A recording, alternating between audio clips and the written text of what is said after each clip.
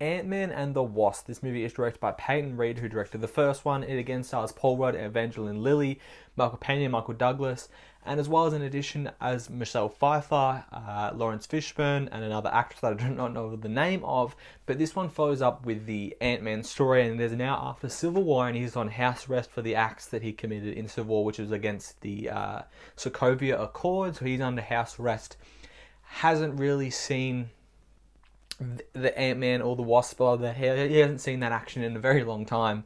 But something new arises in the fact that they are now looking for Michelle Pfeiffer's character, who plays Michael Douglas's wife, Hope's mother, and they're going to look for her in the quantum realm, which we did see in the first film when we saw that she got lost in there. We haven't seen it. That's what happened to her mum, and as well as Ant-Man himself did get in there and managed to get out, which kind of gives them a glimmer of hope. Maybe they can get her out, and that is basically what this film is about: is trying to get the mum out of the quantum realm.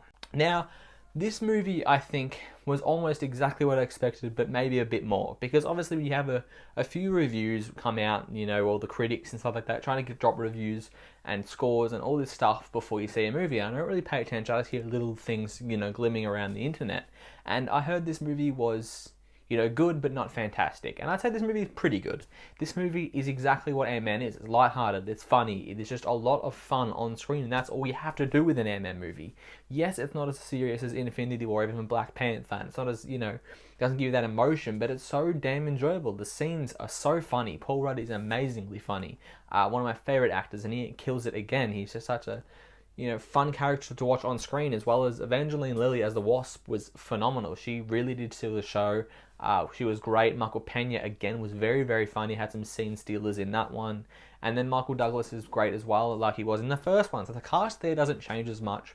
The story obviously gets tweaked. I think the story from the first one's probably a bit better. I think it's more Ant-Man than anything else in the first one. It's about him being, an ex-con and trying to impress his family and get his daughter back. Whereas this one, it's kind of, okay, now it's kind of, we're focusing on the Wasp story. We don't get that inner look into Scott. And I mean, you can kind of see it a little bit, but not as much. But I still did like the story nonetheless, even without that depth into Scott Lang's character. But everyone was funny in this movie. There were scenes that are really good. The action scenes are great. They have really good action scenes, because obviously you shrink and you grow and all this stuff.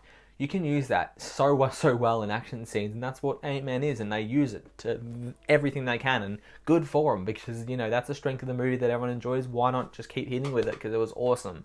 Now, going back to a little bit on Scott Lang, I think they made him a bit more of a bumbly, I wouldn't say idiot, but he just made a lot more mistakes than he did in the first one. I think it was a lot cooler parkour kind of stuff in the first one than he was in this one.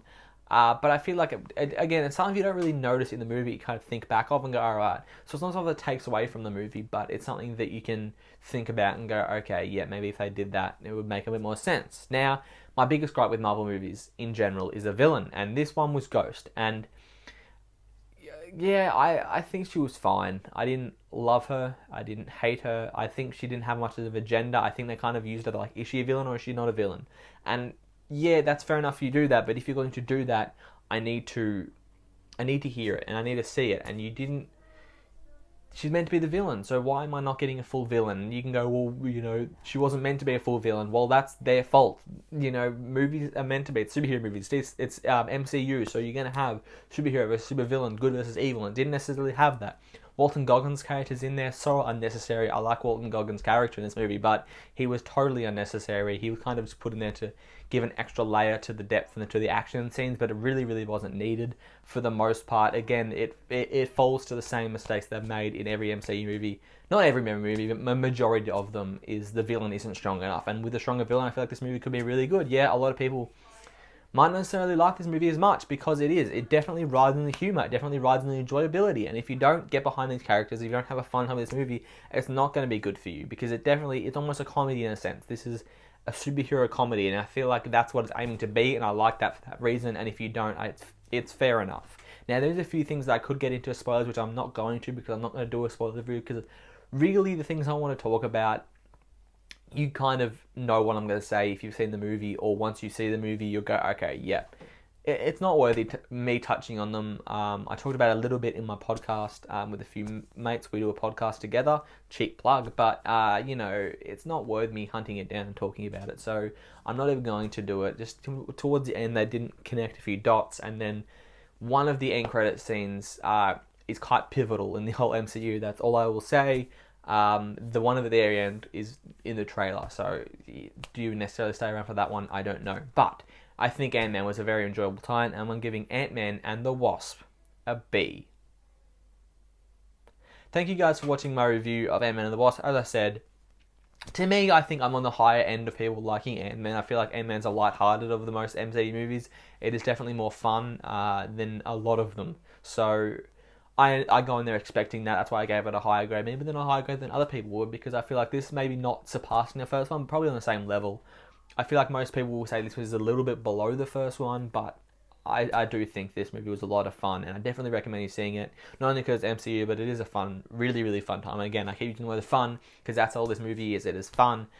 As I said before, I have a podcast, High Team Entertainment Show. You can check it out on my channel link. Click it there. Two of my friends and myself do a podcast talking about movies and TV show. A lot of fun. Channel update, check it out. Blu-ray videos, just a new Blu-ray update, other reviews. You know what to do. Subscribe, like, comment below. But of course, guys, have a good one.